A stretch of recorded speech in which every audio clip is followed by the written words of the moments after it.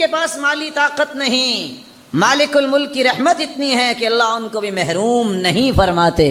کون سے ایسے اعمال ہیں جو اللہ تعالیٰ نے ان لوگوں کے لیے رکھے ہیں جو حج پہ نہیں جا سکے، لیکن پھر بھی اللہ ان کو حج اور عمرے کا ثواب نصیب فرما دیتے ہیں۔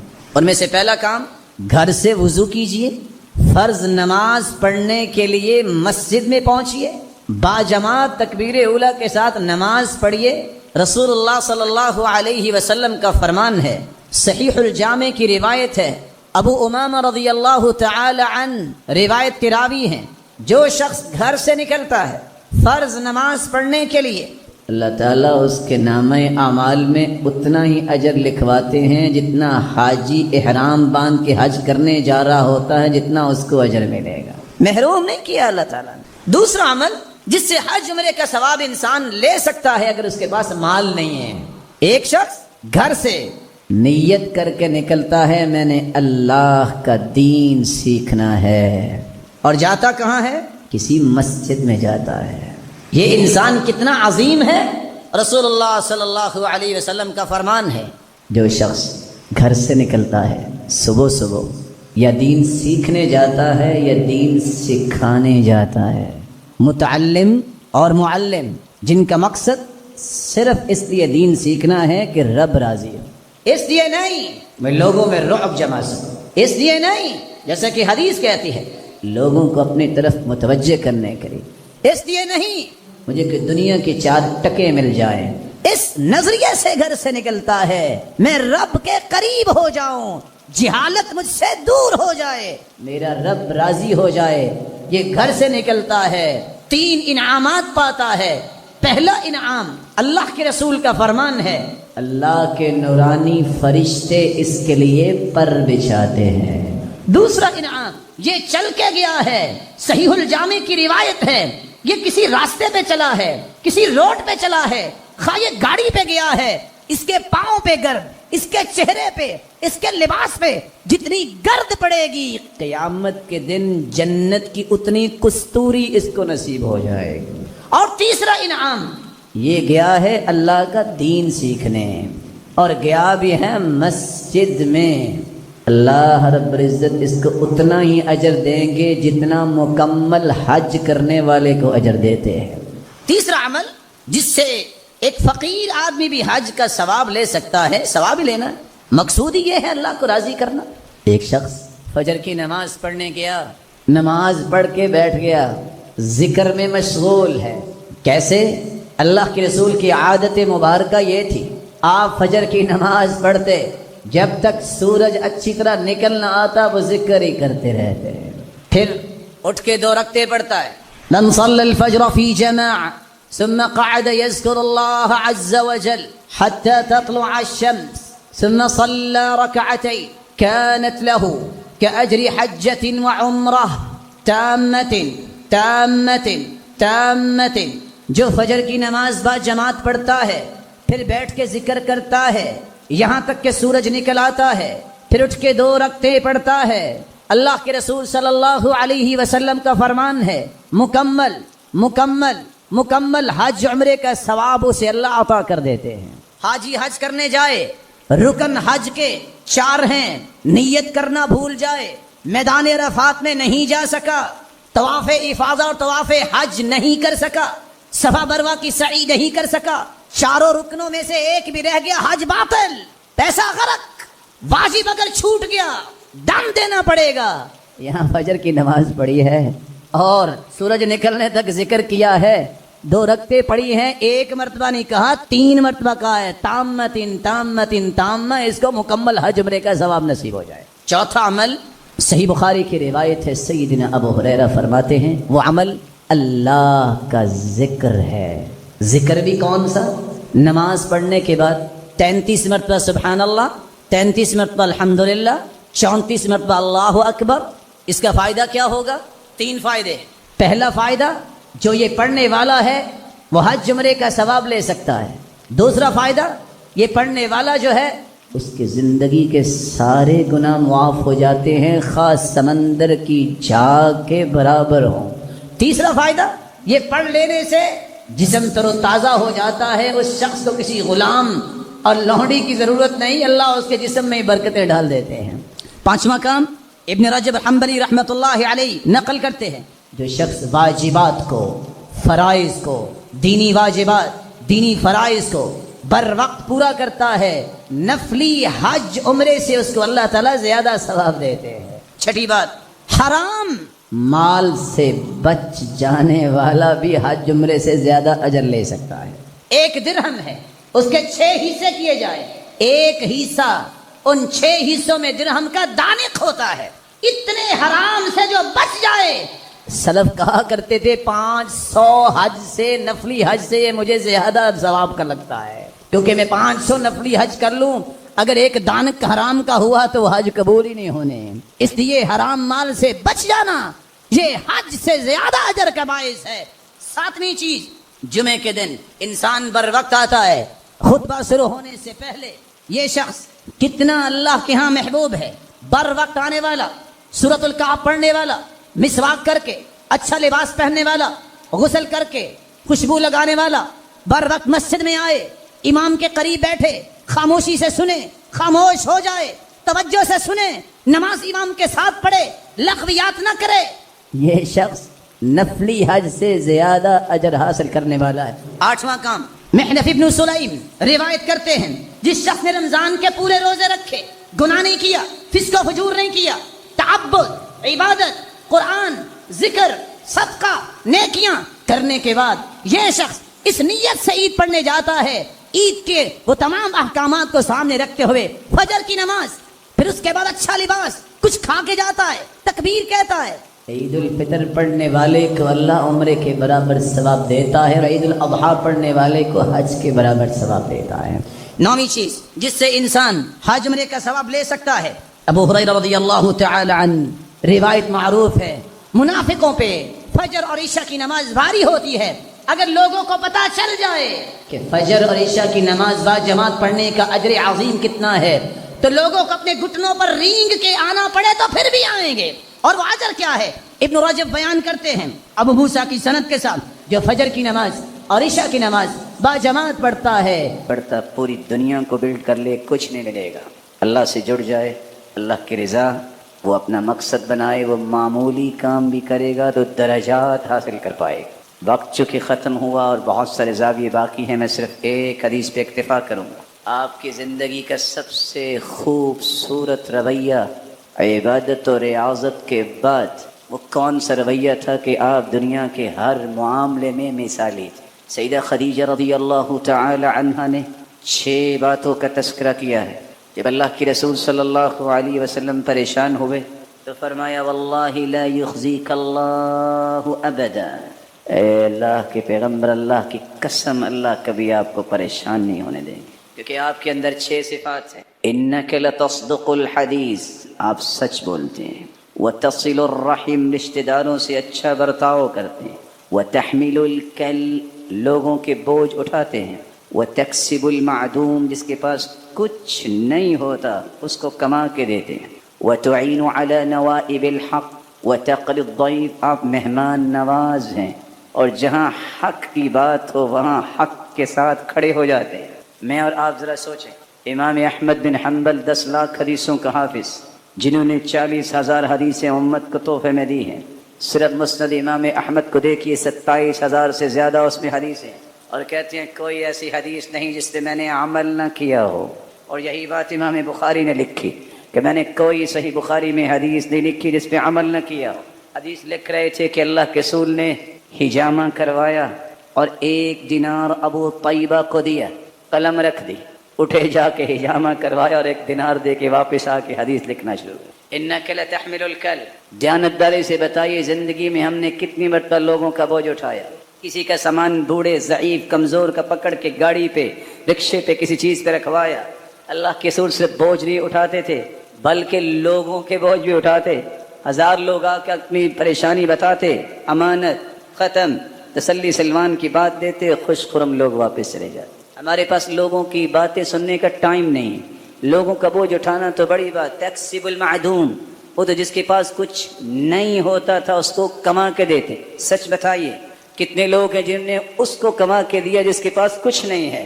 لوگ تو اس کے لیے بھی تیار نہیں، جس کے پاس کچھ ہے کہ پارٹنر بنا لیں، کہتے نہیں شامل نہیں کر سکتے۔ اللہ کے رسول صلی اللہ علیہ وسلم مہمان نوازی کرتے، سوچئے کتنی مرتبہ جان بوجھ کے ہم نے نگلیکٹ کیا کہ نہ ہی فلاں آئے تو اچھا ہے۔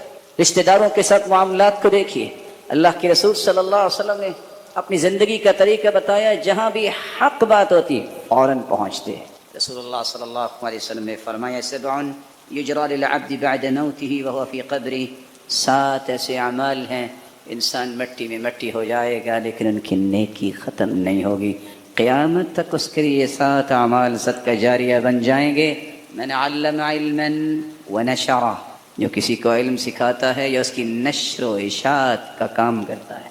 عالم علم سکھاتا ہے، کوئی عالم نہیں بن سکا تو محروم نہیں ہوگا، اس عالم کے ساتھ کھڑا ہو جائے، اس کے علم کو دنیا تک پہنچانے کا بندوبست کرے، برابر کا شریک ہے۔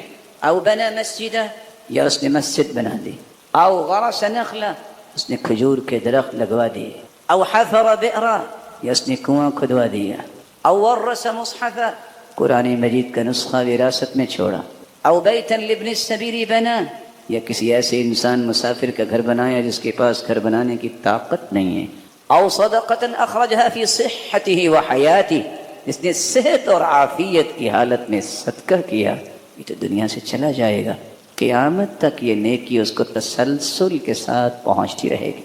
اللہ ذوالجلال مجھے اور آپ کو ان ذمہ داریوں کو سمجھتے ہوئے اپنی ذمہ داریاں سمجھنے کی توفیق دے، اور ایسے اعمال کی توفیق دے جس سے اللہ کی رضا نصیب ہو، جو سنت کے مطابق ہوں، اور جس طرح یہ روشن شیر اللہ کے گھر میں ہیں، اللہ انہیں جنت الفردوس میں جمع فرمائے، والدین اور اولادوں کے ساتھ، محمد کریم کے ساتھ، اور اپنے دیدار کا مستحق بنائے۔ وآخر دعوانا رسول اللہ صلی اللہ علیہ وسلم نے فرمایا من كان له فضل ظهر فليعد على من لا ظهر له، جس کے پاس سواریاں زیادہ ہیں وہ ایک سواری اس کو بھی دے دے جس کے پاس سواری نہیں ہے۔ گھر میں 6 8 گاڑیاں کھڑی ہیں، کوئی ساتھ بٹھا کے لے جانے والا نہیں، نیبر سے اٹھتا ہے، رکشا کرواتا ہے، گھنٹہ گھنٹہ دھوپ میں کھڑا رہتا ہے، اس کو نصیب نہیں ہے کہ اگر اس نے کہیں جانا ہے تو بھائی آپ جاتے ہو کہیں کام کرنے تو میں آپ کو ڈراپ کر دوں گا، نہیں گاڑی دے سکتے تو آپ اس کے لیے کچھ 10 منٹ تو نکال سکتے ہیں۔ وَمَنْ كَانَ لَهُ فَضْلٌ مِّن زَادٍ، کسی کے پاس اگر کھانے کی چیزیں زیادہ ہیں فَلْيَعُدْ عَلَى مَن لَّا زَادَ لَهُ، وہ اس کو پہنچا دے جس کے پاس صبح شام کا کھانا بھی نہیں ہے۔ یہی اللہ کے رسول کا طریقہ تھا، كَانَ يُنْفِقُ مِن مَالِهِ عَلَى عِيَالِهِ وَيَتَصَدَّقُ بِفَضْلِهِ، آپ کے پاس جو ہوتا وہ اپنے گھر والوں پہ خرچ کرتے، جو زائد ہوتا فوراً صدقہ کروا دیتے۔ شاید کہ کسی نے آپ کو بتایا ہوگا کہ اللہ کے رسول صلی اللہ علیہ وسلم جب سوموار کے دن فوت ہوئے ہیں تو اتوار کے دن آپ نے چاش کے وقت سیدہ عائشہ کو بلایا، عائشہ یہ بتاؤ گھر میں کیا کچھ ہے؟ کہا 7 دینار ہیں، کہا فوراً ان کو صدقہ کرو۔ اللہ کے رسول صلی اللہ علیہ وسلم کی زوجہ مطہرہ فرماتی ہیں میں مشغول ہو گئی آپ کی بیماری کی وجہ سے، آپ نے عصر کے وقت پھر بلایا، فوراً وہ 7 دینار لے کے آؤ اور سیدنا علی کو دیے۔ کہا میں تو اپنے رب کے پاس جا رہا ہوں، محمد اپنے رب کے پاس جائے اور اس کے گھر میں بھی اتنے دینار پڑے ہوں، ان کو فوراً صدقہ کرو تبھی سکون آئے گا، اور صدقہ کروائے۔ صلی اللہ علیہ وآلہ وسلم کے صحابی ابو بکر ممبر پر چڑھے اور رونے لگ گئے، اور پھر کہتے ہیں میں نے اللہ کے رسول کو دیکھا وہ بھی ممبر پر چڑھے اور رونے لگ گئے، اور فرمایا اسأل اللہ العفو والعافیہ، لوگو اللہ سے عافیت کا سوال کیا کرو، فإن أحدا لم يعط بعد اليقین خیرا من العافیہ، ایمان اور یقین کے بعد عافیت سے بڑھ کے کوئی نعمت نہیں۔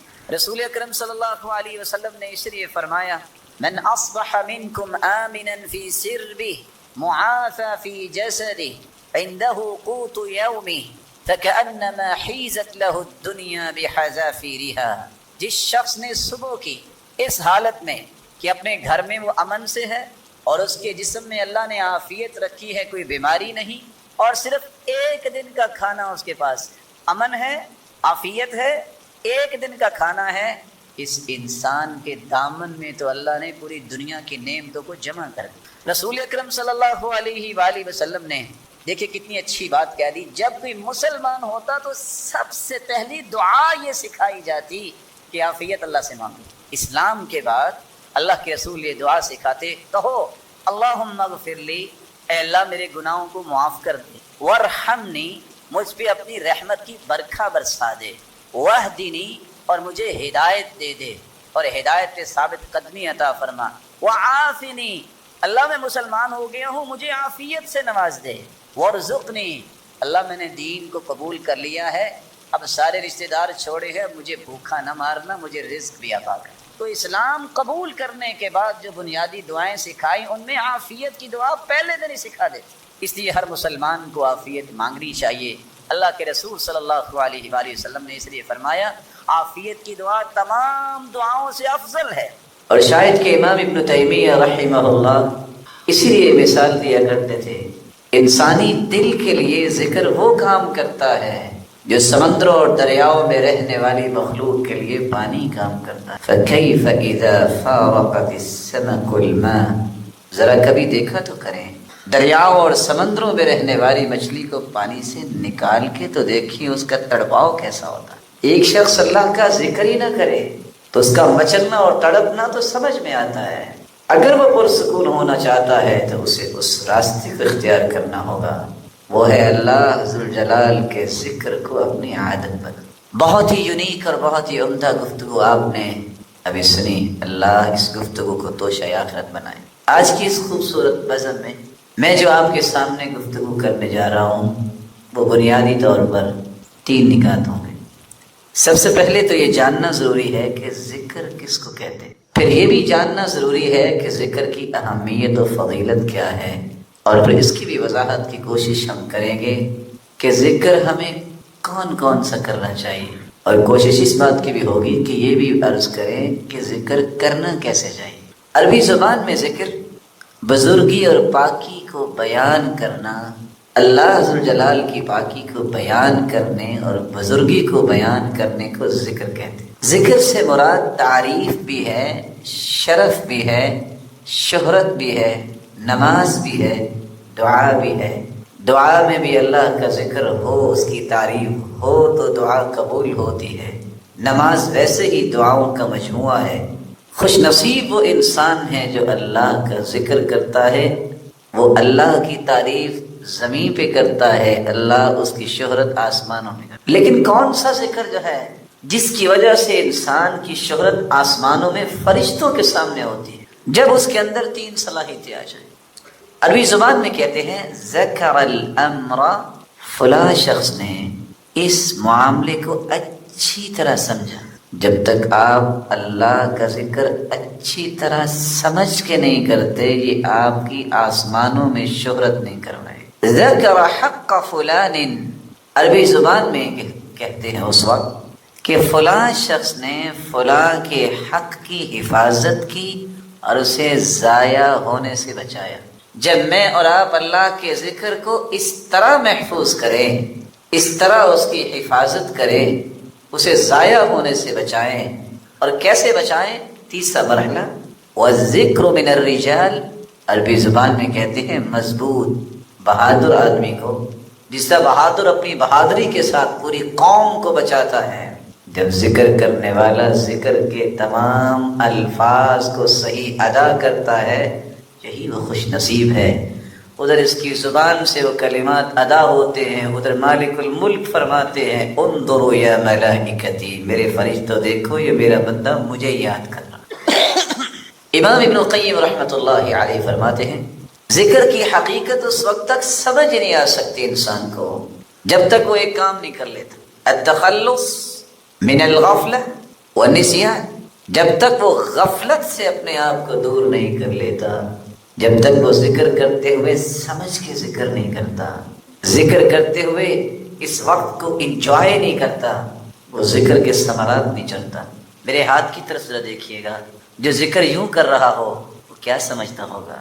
جو آدھے منٹ میں نہ جانے سب سب سب اور سبحان پورا کہتا بھی ہے کہ نہیں، اور دونوں ہاتھوں کو اس طرح مشین کی طرح چلاتا ہے، وہ کیا سمجھ کے ذکر کرتا ہوگا؟ اس کو کیا پتا اس کا معنی کیا ہے؟ وہ اس کے ثمرات کو کیسے چن سکتا ہے؟ وقت کتنا کو لگتا ہے؟ سبحان اللہ سبحان اللہ۔ جب اس کے ذہن میں اللہ عز و جلال کی عظمت ہوگی، احترام ہوگا، توقیر و تبجیل ہوگی، تکریم ہوگی، وَمَن يُهِنِ اللَّهُ فَمَا لَهُ مِن مُكْرِمٍ، جو اللہ کے نام کی عزت نہیں کر رہا اس کو اللہ کیسے عزت دیں گے؟ اور جس کی توہین اللہ کرے اس کو دنیا میں کوئی عزت دے سکتا ہے؟ ذکر سے مراد عظمت بھی ہے۔ ہر وہ شخص جو اللہ عز و جلال کا ذکر کرتا ہے اسے یقین کر لینا چاہیے اللہ عز و جلال اسے عظمتیں عطا کر دیں۔ فَلَمَّا نَسُوا مَا ذُكِّرُوا بِهِ فتحنا عليهم أبواب كل شيء۔ جو عظمتیں اللہ نے دے رکھی تھی جب وہ بھول گئے تو اللہ تعالیٰ نے ان پہ آزمائش کر ڈالی، ان کو دنیا میں تو کچھ نوازا، لیکن جب وہ اس نوازنے کو بھی سمجھ بیٹھے کہ شاید اللہ ہم سے راضی ہے تو پھر ہم نے ان کی ایسی جڑ کاٹی کہ دنیا کے لیے عبرت بنا دی۔ ذکر کا معنی شرف بھی ہے۔ وَإِنَّهُ لَذِكْرٌ لَكَ وَلِقَوْمِكَ وَسَوْفَ تُسْأَلُونَ، یہ آپ کے لیے بھی شرف ہے اور آپ کی قوم کے لیے بھی شرف ہے، اور اس کے بارے میں عنقریب تمہیں سوال کیا جائے۔ شرف اور بزرگی حاصل ہوتی ہے تو اس انسان کو جس کو اللہ اپنے ذکر کی توفیق سے نواز دیتے، لیکن یہ عظمت اور شرف اس وقت تک نصیب نہیں ہوتا انسان کو جب تک وہ ذکر کا یہ معنی نہیں سمجھتا کہ ذکر کا مطلب اللہ کی اطاعت بھی ہے۔ فَاذْكُرُونِي أَذْكُرْكُمْ، تم میری اطاعت کرو گے میرے بندوں میں تمہیں کبھی بھلاؤں گا نہیں، تم میری اطاعت کرو گے میں تمہیں بھلاؤں گا نہیں۔ تعرف إلى الله في الرخاء يعرفك في الشدة، جب تمہیں آسانیاں ملے تو اس وقت مجھے نہ بھولنا، جب تم پہ مصیبتیں آئیں گی میرے بندے میں نہیں تمہیں بھلاؤں، تمہیں اکیلا نہیں چھوڑوں۔ ذکر سے مراد رسول اللہ صلی اللہ علیہ وآلہ وسلم کے فرامین بھی ہیں۔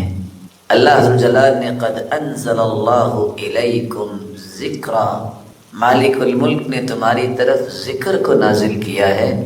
مالک الملک نے یہاں پیغمبر کو بھی اور پیغمبر کی تعلیمات کو بھی ذکر کہا ہے۔ ذکر اللہ کے ہاں قابل قبول وہی ہوتا ہے جو رسول اللہ صلی اللہ علیہ وسلم سے ہم تک پہنچا۔ میرا، آپ کا، دنیا کے اسکالرز، ڈاکٹر کا، فلاسفر کا بناوٹی ذکر ساری زندگی کرتے رہیں ہمیں کوئی فائدہ نہیں دے گا، کیونکہ ذکر اگر اللہ کا ہے تو اس کے ذکر کی صحیح پہچان رکھنے والی دنیا میں ایک ہی ہستی ہے، محمد رسول اللہ۔ اس ہستی کے بتائے ہوئے ذکر کو اختیار کرنا اور اس ہستی کے سمجھائے ہوئے طریقے کو اختیار کرنا، یہ وہ خوبصورت راستہ ہے جس سے ہم یہ سارے ثمرات اپنے دامن میں سمیٹ سکیں۔ رسول اللہ صلی اللہ علیہ وآلہ وسلم نے صحابہ کرام کو جو ذکر سمجھایا ہے، امام ابن القیم آیات کی روشنی میں فرماتے ہیں ذکر کے 3 درجات۔ کتنے درجات؟ 3۔ پہلا درجہ ذکر کا یہ ہے الذکر الظاہر، ظاہری ذکر۔ ظاہری ذکر سے کیا مراد؟ ثناء و دعاء و رعایہ، اللہ عز و جلال سے انسان ظاہری طور پر دعائیں کرتا ہے، یہ بھی ذکر ہے۔ اس رب تعالی کی تعریف اور حمد اور ثنا بیان کرتا ہے، یہ بھی ذکر ہے۔ رعایہ، اس ہستی پر یقین اور اعتماد اور توکل اور بھروسہ کرتا ہے، یہ بھی ایک ظاہری ذکر ہے، لیکن اس کے لیے اسے زبان پہ کچھ کلمات لانے پڑتے ہیں۔ جب وہ اللہ کی تعریف کرے گا تو کہے گا سبحان اللہ، اللہ تو ہی پاک، الحمدللہ، میرے مالک تعریفوں کے لائق ہے ہی تو، اللہ اکبر، اللہ تو سب سے بڑا ہے، لا الہ الا اللہ، میرے مالک تیرے سوا کوئی عبادت کے لائق ہے ہی نہیں۔